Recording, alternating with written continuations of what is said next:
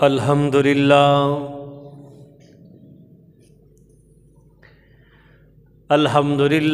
رب العالمین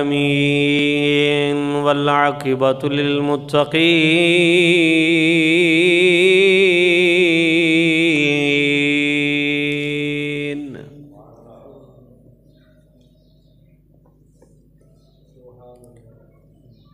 فقد قال اللہ تبارک و تعالی فی القرآن المجید والفرقان الحمید۔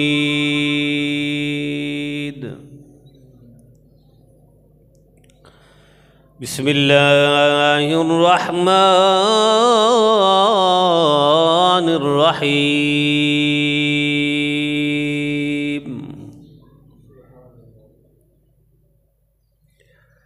وَسَيُجَنَّبُهَا الْأَتْقَى الَّذِي يُؤْتِي مَالَهُ يَتَزَكَّى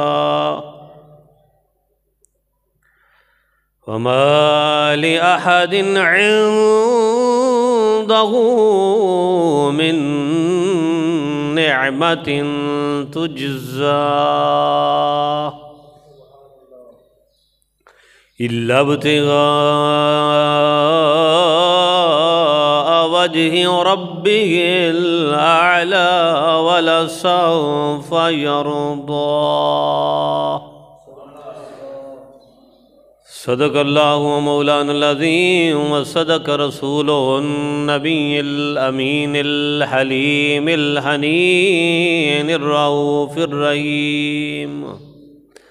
اما بعد، صلاۃ علی نبینا و حبیبنا و شفیع ذنوبنا، اللہم صلی علی سیدنا و مولانا محمد وعلی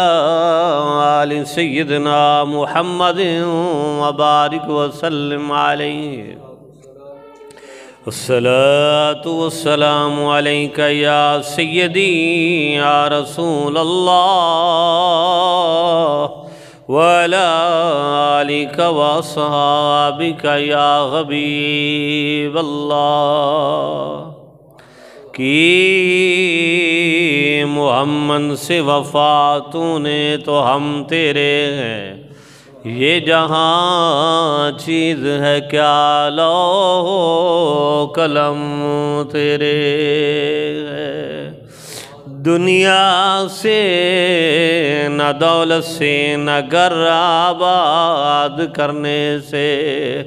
تسلی دل کو ہوتی ہے، خدا کو یاد کرنے سے۔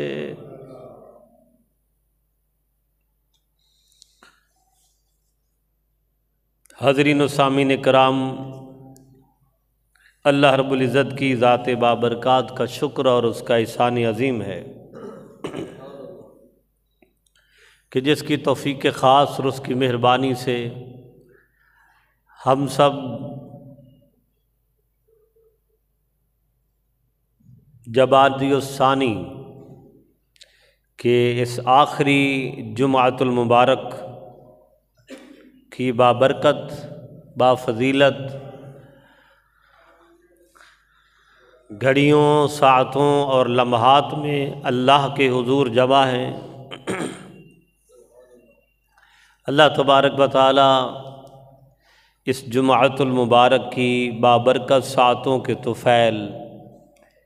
ہم سب کو اپنی رحمتوں سے مستفید ہونے کی توفیق عطا فرمائے، اور ہمیں عذاب قبر اور آزمائش حشر سے محفوظ و مامون فرمائے۔ حاضرین محترم، یہ جمادی الثانی کا ماہ مقدس جو حضرت سیدنا ابوبکر صدیق العتیق رضی اللہ تعالیٰ عنہ کی ذات بابرکات سے منسوب ہے، اور پچھلا جمعۃ المبارک چونکہ آپ کے وصال مبارک کے دن ہی آیا 22 جمادی الثانی کو، اور آج اس جمعۃ المبارک میں بھی انشاءاللہ حضرت ابوبکر صدیق رضی اللہ تعالیٰ عنہ کی ذات بابرکات کے بارے میں کچھ معروضات آپ کے گوش گزار کرنی ہیں۔ اللہ تبارک و تعالیٰ ان ہستیوں کے طفیل ہم سب کے گناہوں کو معاف فرمائے اور ہمیں اصحاب رسول صلی اللہ علیہ وآلہ وسلم کی سیرت مبارکہ اور حیات طیبہ سے اپنی کردار سازی کرنے کی توفیق عطا فرمائے۔ آج کے جمعۃ المبارک کا موضوع ہے حضرت سیدنا ابوبکر صدیق رضی اللہ تعالی عنہ استحکام مملکت اسلامیہ اور طرز حکومت۔ یہ آج کے جمعۃ المبارک کا موضوع ہے۔ انشاءاللہ آج کے جمعۃ المبارک میں اختصار کے ساتھ وہ تمام تر معاملات اور امور اسلامی سلطنت کہ جن کو حضرت ابوبکر صدیق رضی اللہ تعالیٰ عنہ نے بڑے آسن انداز سے چلایا، ان کا مختصر اور طائرانہ جائزہ آپ کے سامنے پیش کرنے جا رہا ہوں۔ حاضرین محترم، والی کائنات سرکار دو عالم آقا دو جہاں حضرت محمد مصطفیٰ صلی اللہ علیہ وسلم کے وصال مبارک کے بعد وہ اسلامی سلطنت جو قائم ہو چکی تھی، جس کی باغ ڈور خود محبوب خدا رسول اکرم صلی اللہ علیہ وسلم نے سنبھالی اور اپنے حسن انتظام سے اس اسلامی سلطنت کو قوام بھی بخشا اور استحکام بھی بخشا۔ اب وصال نبی صلی اللہ علیہ وسلم کے فوراً بعد من حیث المجموع بالاتفاق حضرت ابوبکر صدیق رضی اللہ تعالیٰ عنہ کو خلیفہ اول بنایا گیا۔ تو حضرت سیدنا ابوبکر صدیق رضی اللہ تعالیٰ عنہ نے اس قائم شدہ اسلامی سلطنت کو، اب ظاہر بات ہے کہ حضور علیہ الصلوۃ والسلام کی حیات طیبہ، ظاہری حیات طیبہ، جب آقا علیہ الصلوۃ والسلام سرزمین مدینہ میں موجود ہیں تو آپ صلی اللہ علیہ وآلہ وسلم کا جو طرز حکمرانی ہے، طرز انداز سلطنت ہے، اس کو استحکام بخشنا اور پھر اسلامی سلطنت کے تمام داخلی اور خارجی امور کو بہتر انداز سے چلانا یہ کوئی عام بات نہیں تھی، یہ ایک مشکل مرحلہ تھا۔ بہت زیادہ محنت اور کوشش پہم کے ساتھ استحکام سلطنت اسلامیہ کو اس اپنی ڈگر اور اس سٹیج پر لانا کہ جہاں آقا صلی اللہ علیہ وسلم نے اپنے بہترین انتظامی امور کے ساتھ چھوڑا تھا۔ حضرت سیدنا صدیق اکبر رضی اللہ تعالیٰ عنہ کے لیے اندرونی اور بیرونی دونوں طرح کے چیلنجز درپیش تھے۔ آج اگر ہم دیکھیں تو آج کی جتنی بھی ایک انتظامی امور کی باغ ڈور مختلف ممالک کے سربراہان سنبھالتے ہیں، ان کو بنا بنایا ایک سٹرکچر ملتا ہے، بنا بنایا ایک جو ہے انتظام ملتا ہے۔ تو حضور علیہ الصلوۃ والسلام کا چھوڑا ہوا انتظام جو بہترین تھا، اور پھر صدیق اکبر رضی اللہ تعالیٰ عنہ نے اسے استحکام بخشا اپنی بہترین صلاحیت سے۔ آج کے دور انتظام میں تو بہت زیادہ سہولیات ہیں، بہت زیادہ انسان جو ہے ایک ماڈرن طریقے سے اپنی ریاست اور سلطنت کو لے کے جا سکتا ہے، اور سہولیات بہت زیادہ ہیں، وسائل بہت زیادہ ہیں، رسائل بہت زیادہ ہیں۔ لیکن اس وقت کی سادگی کے ساتھ اتنی بڑی اسلامی سلطنت کو سنبھالنا، یہ تربیت نبی صلی اللہ علیہ وسلم کا اثر تھا، یہ حضور علیہ السلام کی نظر کا جام تھا جو آقا صلی اللہ علیہ وسلم نے حضرت بکر صدیق کو پلایا، آپ کی تربیت فرمائی، اور پھر تقریباً کم و بیش 2.5 سال حضرت صدیق اکبر رضی اللہ تعالیٰ عنہ نے اسلامی سلطنت کو نہ صرف دوام بخشا بلکہ مستحکم اور قوام کے ساتھ حضرت عمر فاروق رضی اللہ تعالیٰ عنہ کے حوالے فرمایا۔ حضرت عمر فاروق رضی اللہ تعالیٰ عنہ کے حوالے فرمایا۔ حضرت ابوبکر صدیق رضی اللہ تعالیٰ عنہ جہاں عالم عرب میں اور پھر قریش مکہ میں، سرزمین مکہ پر، پھر آپ مدینہ پر، آپ کا ایک اپنا ایک ذاتی اثر و رسوخ تھا، ایک ذاتی وجاہت تھی، ذاتی شناخت تھی حضرت ابوبکر صدیق رضی اللہ تعالیٰ عنہ کی۔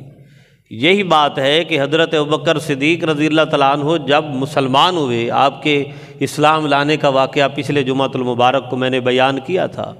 جب مسلمان ہوئے تو مکہ کی جو سرکردہ لوگ تھے، جو سیاسی، معاشی، معاشرتی، اقتصادی ہر لحاظ سے انہیں ایک مقام حاصل تھا اور ان کا اثر و رسوخ بھی تھا ہر لحاظ سے، تو وہ سوچنے پہ مجبور ہو گئے کہ اتنی بڑی عظیم شخصیت جو حضرت بکر صدیق رضی اللہ تعالیٰ عنہ جیسی ہے، جنہیں ہر لحاظ سے اللہ تبارک و تعالیٰ نے اور ہر لحاظ سے اس وقت کے جتنے وسائل ہیں،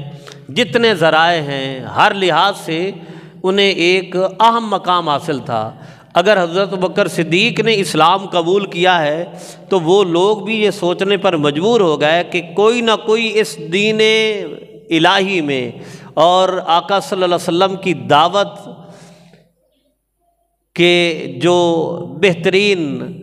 آقا صلی اللہ علیہ وسلم کی دعوت کے بہترین ذرائع ہیں، جو انداز ہے، یہ کوئی نہ کوئی اہم دین ہے کہ حضرت بکر صدیق جیسا نامور بھی مسلمان ہو چکا ہے۔ یہ وہ لوگ بھی سوچنے میں مجبور ہو گئے۔ یہی بات ہے کہ حضرت بکر صدیق رضی اللہ تعالیٰ عنہ کے ہاتھوں آپ تو آقا صلی اللہ علیہ وسلم کے دست اقدس پر جب بیعت فرماتے ہیں تو آپ کی زندگی تو نسب العین ہی بدل گیا، نسب العین ہی بدل گیا۔ اس کے بعد صرف ایک ہی کام تھا، رسول کریم صلی اللہ علیہ وسلم کی اطاعت کرنا اور اللہ کے دین کو مضبوط اور مستحکم کرنا۔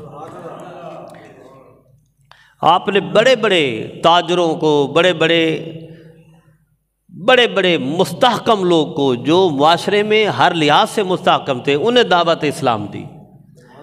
اور جن اہم شخصیتوں نے اس وقت حضرت بکر صدیق رضی اللہ تعالیٰ عنہ پر کے دست اقدس پر بیعت کی اور اسلام قبول کیا، ان کے بڑے نام و گرامی نام ہیں،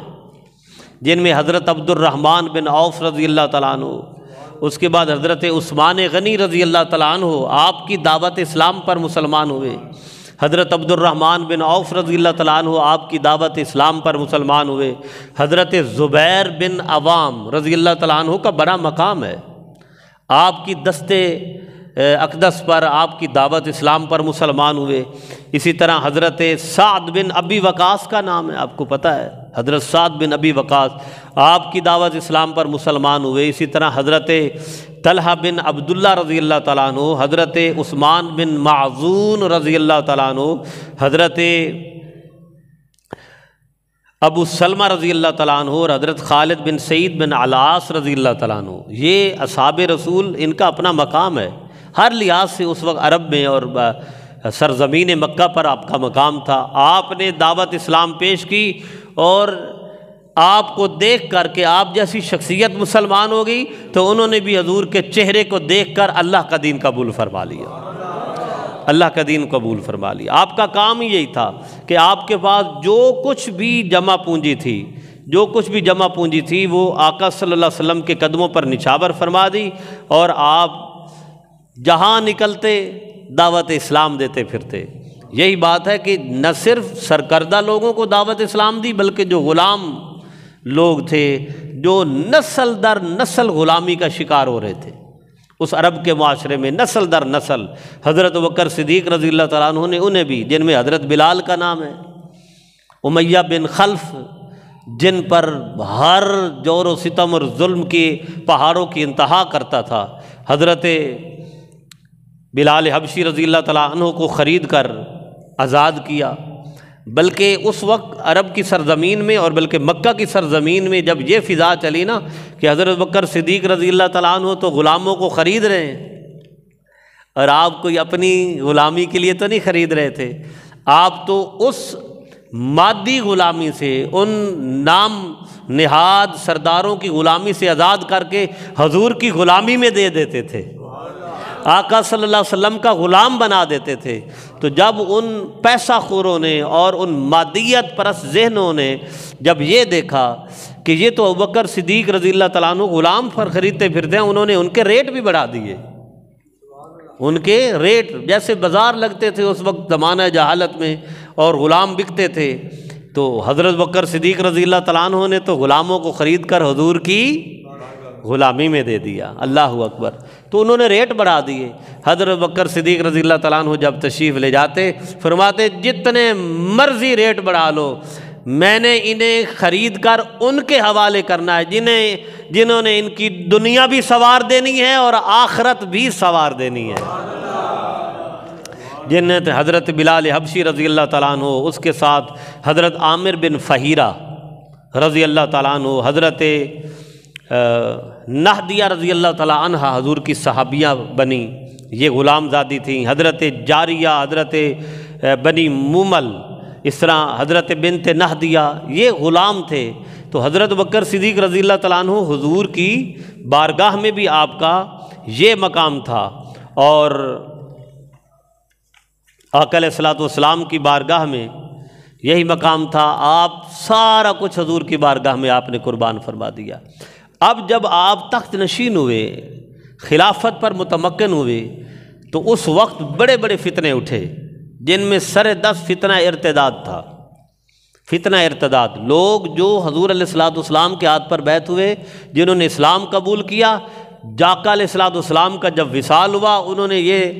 یہ سمجھ لیا کہ جن کے لیے کلمہ پڑا تھا وہ تو دنیا سے چلے گئے، ظہری پردہ فرما گئے، تو ہم اب کس کی پیروی کریں گے؟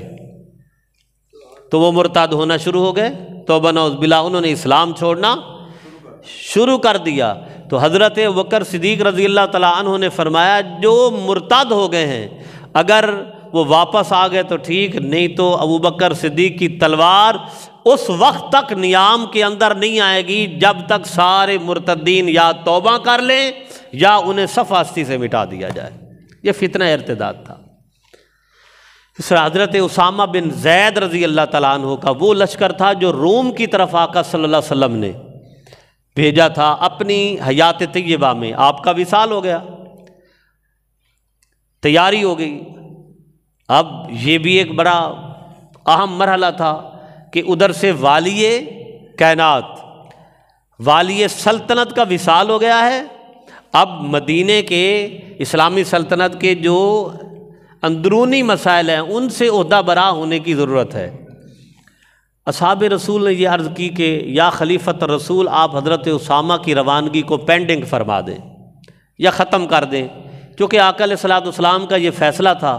اب حضور اس دنیا میں نہیں رہے۔ تو آپ نے فرمایا نہیں، جو کام میرے آقا چھوڑ کے گئے ہیں، ابوبکر کی زندگی کا آخری سانس ختم ہو جائے گا مگر وہ سارے انتظام انشاءاللہ میں مکمل کروں گا۔ حضرت اسامہ رضی اللہ تعالیٰ عنہ کا لشکر آپ نے روانہ کیا،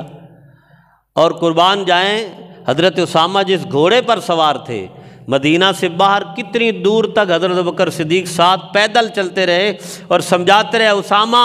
تمہیں حضور نے تعینات کیا ہے، واپس نہ آنا، یا آنا تو فاتحانہ انداز سے واپس آنا۔ اسلام کا جھنڈا لہراتے ہوئے جانا اور لہراتے ہوئے ہی واپس آنا۔ کئی دفعہ حضرت اسامہ رضی اللہ تعالیٰ عنہ نے یہ جسارت کی کہ یا خلیفۃ رسول، آپ مہربانی فرمائیں کہ یا میں گھوڑے سے نیچے اتر آتا ہوں یا آپ میرے ساتھ آپ گھوڑے پر سوار ہو جائیں، میں نیچے۔ فرمایا نہیں، تم حضور کے پیمبر ہو، تم حضور کے سفیر ہو، تمہیں آقا صلی اللہ علیہ وسلم نے تعینات کیا ہے، اس لیے جسے حضور نے مقرر فرمایا ہے وہ گھوڑے پر سوار ہوگا اور میں گھوڑے کے ساتھ ساتھ زمین پر تمہیں چل کر روانہ کروں گا۔ یہ حضرت ابوبکر صدیق رضی اللہ تعالیٰ عنہ کی یہ کمٹمنٹ دیکھیں،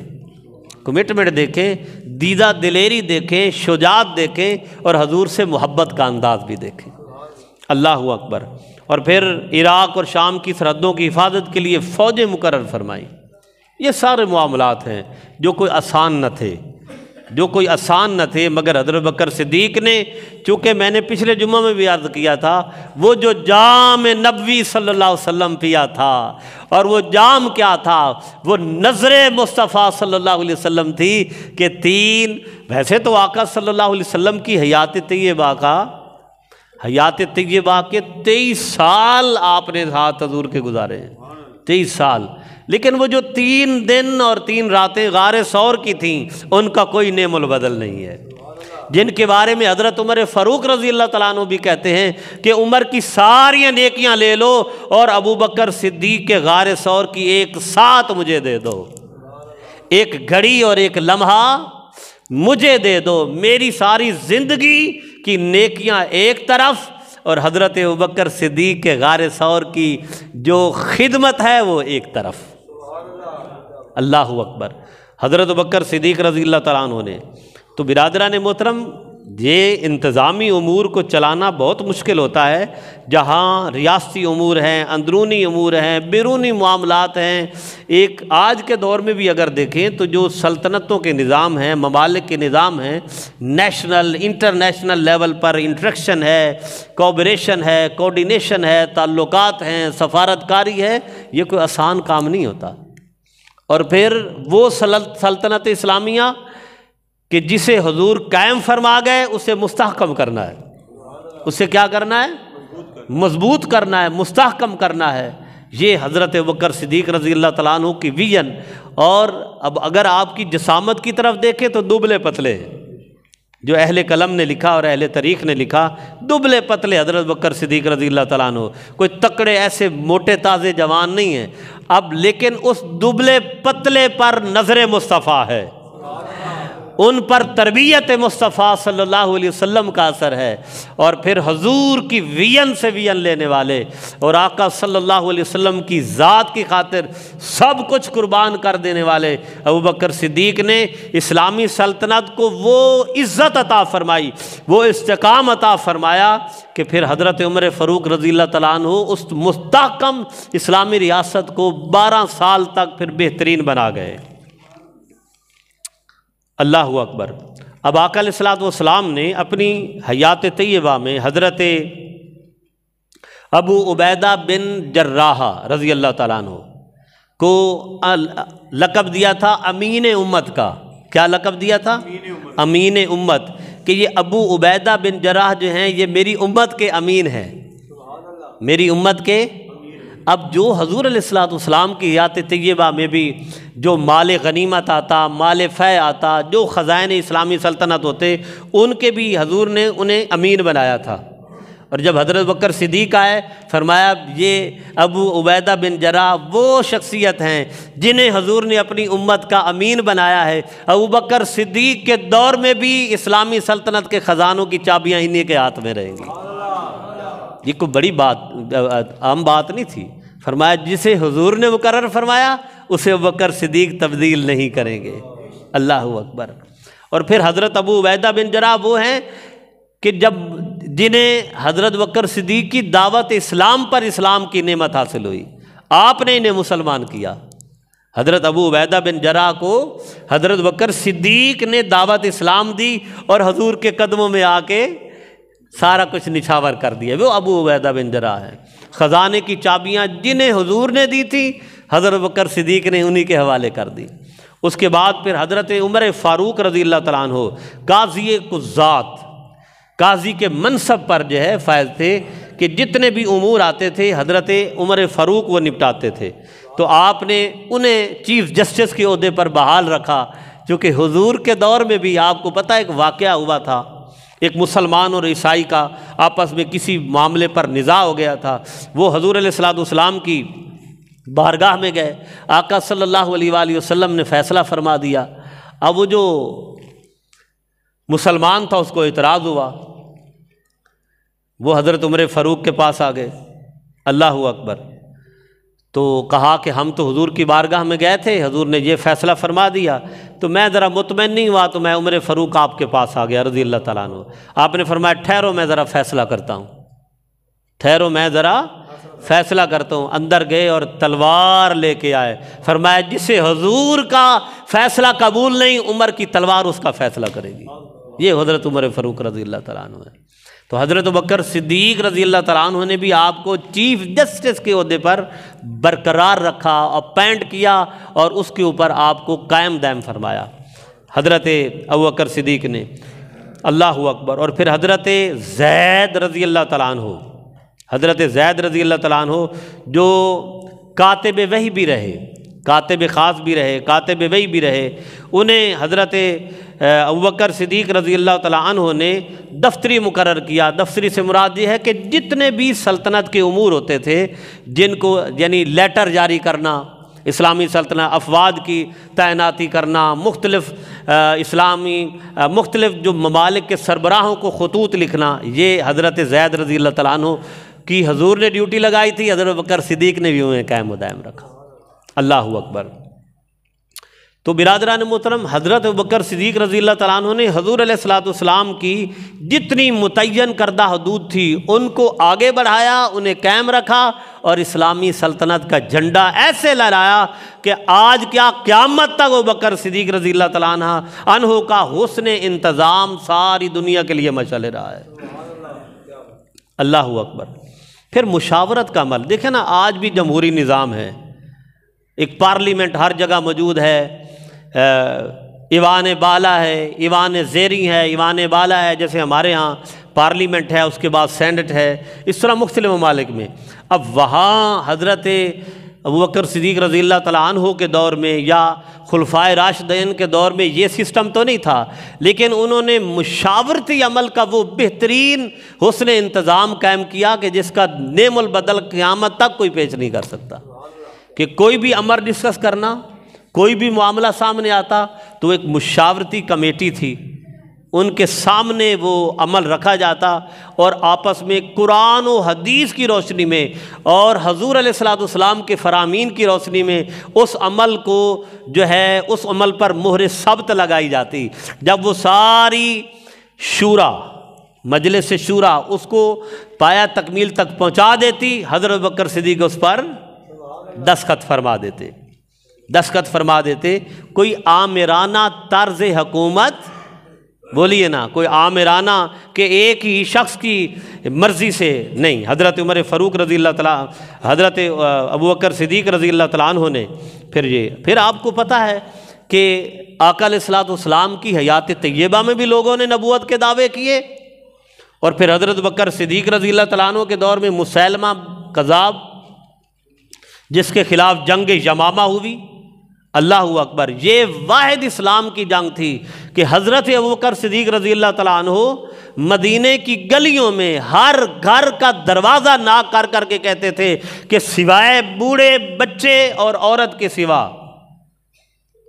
کوئی یعنی یہاں نہ رہے، ہر ایک حضور کی نموز کے لیے نکلے کہ قیامت تک کسی کو حضور کی بارگاہ میں بیعت بھی کرنے کی جسارت حاصل نہ ہو۔ اور یہی بات تھی کہ جنگ یمامہ ہوئی جس میں 1200 اصحاب مسلمان شہید ہوئے۔ 1200 حضور کے ایک ساری کائنات مل جائے نا، ساری کائنات اکٹھی ہو جائے، ساری کائنات دن رات عبادت کرتی رہے، مگر حضور کے ایک صحابی کی زندگی کے ایک لمحے کے برابر بھی نہیں ہو سکتی۔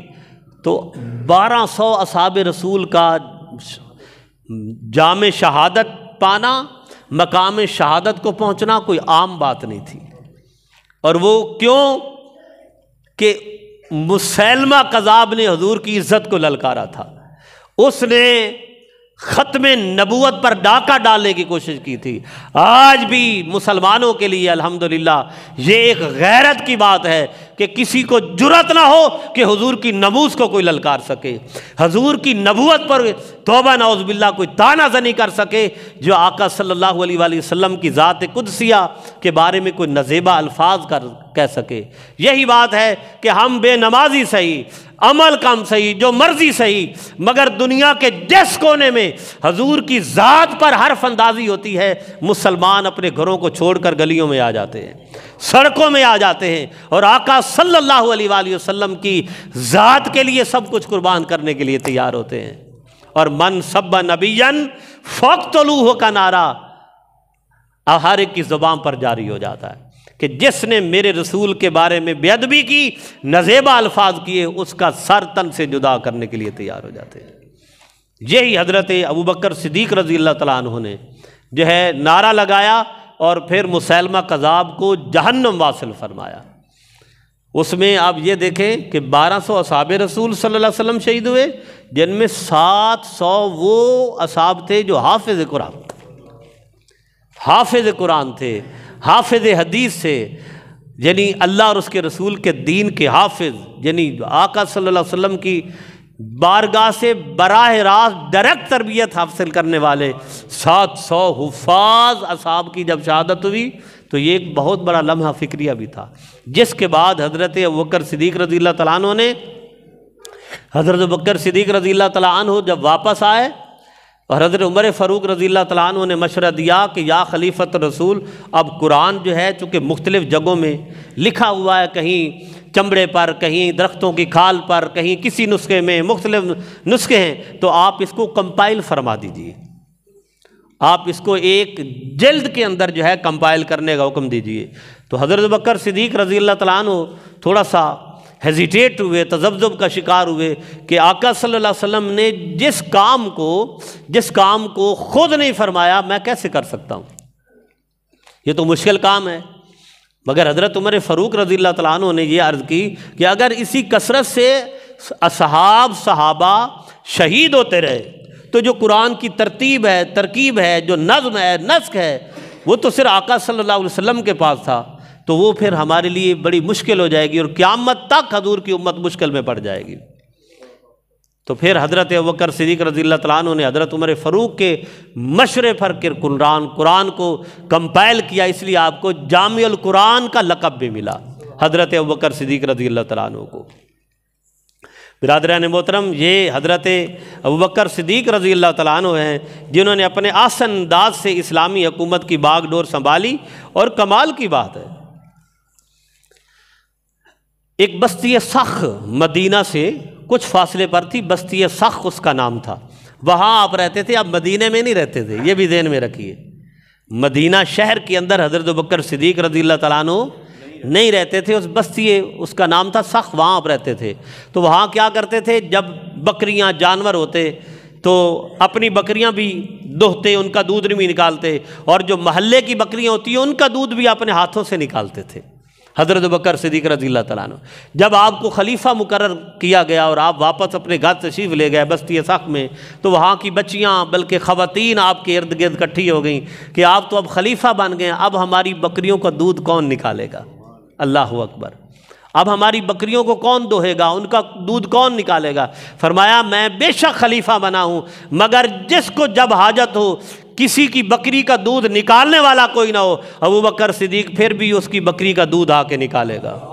اور حضرت بکر صدیق رضی اللہ تعالیٰ عنہ واپس جاتے اور بکریوں کا دودھ نکالتے، اور جب انتظامی امور زیادہ ہو گئے تو پھر آپ نے اپنی بستی کو چھوڑ کے مدینے کے اندر، چونکہ آپ کے لیے گھر مختصر کر دیا گیا، وہاں آپ نے جو ہے وہ رہائش رکھی۔ لیکن کمال کی بات ہے، حضرت ابوبکر صدیق رضی اللہ تعالیٰ عنہ پہلے دن ہی جب خلیفہ مقرر ہوئے تو چونکہ آپ تاجر تھے، کپڑے کی تجارت کرتے تھے، کپڑے کی جو ہے گاٹھ اٹھائی اور اپنے سر پر رکھی اور جا رہے ہیں کپڑا بیچنے کے لیے جا رہے ہیں۔ جب کپڑا بیچنے کے لیے جا رہے ہیں، اللہ اکبر، آج کی مثال کیا دینی ہے جی، آج کی کیا بات کرنی ہے۔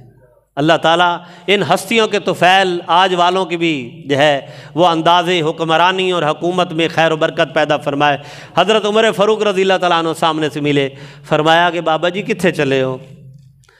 تو عرض کرنے لگے کہ میں اپنے بچوں کا پیٹ پالنا ہے، اپنے گھر کے امور خانہ داری بھی تو چلانے ہیں۔ تو فرمایا میں کپڑا بیچنے جا رہا ہوں۔ تو حضرت عمر فاروق رضی اللہ تعالیٰ عنہ نے فرمایا کہ یا خلیفۃ رسول، اگر آپ سارا دن بازار میں بیٹھے رہیں گے، کپڑا بیچیں گے، تو پھر یہ سلطنت امور اسلامی کون چلائے گا؟ فرمایا آپ واپس آئیے، ہم آپ کا جو مشاہرہ ہے مہینے کی، جو آپ کے اخراجات کی جو صورتحال ہے، ہم اسلامی سلطنت کے خزانے سے مقرر فرما دیتے ہیں۔ تو آپ تشریف لے آئے بیت المال میں، اور حضرت ابو عبیدہ بن جراح رضی اللہ تعالیٰ عنہ ہو چکے بیت المال کے خزائن تھے، آپ جو ہے وزیر خزانہ آپ کہہ لیں، وزیر خزانہ تھے، خزانہ کے مالک تھے۔ تو حضرت عمر فاروق رضی اللہ تعالیٰ عنہ جب تشریف لے آئے تو فرمایا کہ آپ ان کا جو ہے مشاہرہ مقرر فرما دیں، ایک مہینے کا جتنا اخراجات کے معاملات ہے۔ تو اس وقت اندازہ لگایا گیا کہ اس وقت ایک شخص جو ہے ایک مزدور کی، حضرت بکر صدیق رضی اللہ تعالیٰ عنہ نے فرمایا کہ اس وقت مدینے میں جو مزدور ہے، عام ورکر جو دن میں کماتا ہے اور رات کو اس کا رات گزر ہو جاتی ہے اور صبح پھر نکل پڑتا ہے اپنے اجرت کی کمانے کے لیے، فرمایا مدینے کے ایک مزدور کے برابر خلیفہ رسول کی اجرت مقرر کر دو، اور وہ 500 درہم ایک مہینے کی مقرر ہوئی۔ کتنی؟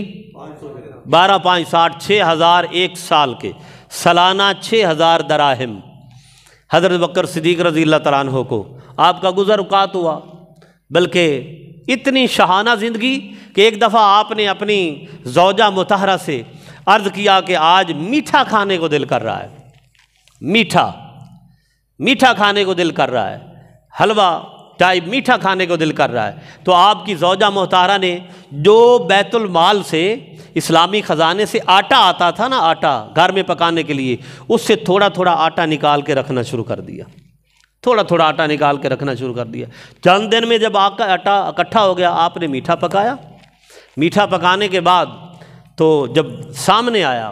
تو آپ نے زوجہ مطہرہ سے پوچھا کہ یہ کہاں سے آیا؟ تو فرمایا جو بیت المال سے آٹا آتا ہے اس سے میں تھوڑا تھوڑا نکال کے رکھتی رہی ہوں، اور آج اس قابل ہو گیا کہ آپ کے لیے میٹھا پکاؤں، میں نے پکا کے آپ کے سامنے رکھ دیا ہے۔ فرمایا اچھا، یہ تو بڑا نقصان ہے بیت المال کا، قربان جائیں۔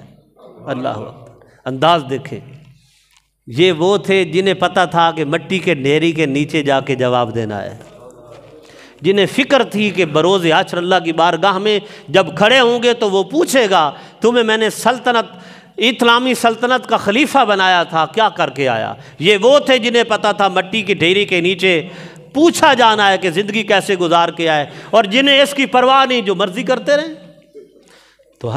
حضرت ابوبکر صدیق رضی اللہ تعالیٰ عنہ نے فرمایا اپنی زوجہ مطہرہ سے، اس کا مطلب یہ ہے کہ اگر بیت المال سے آنے والے آٹے سے میرے گھر کا میٹھا پک سکتا ہے تو میرے گھر آنے والا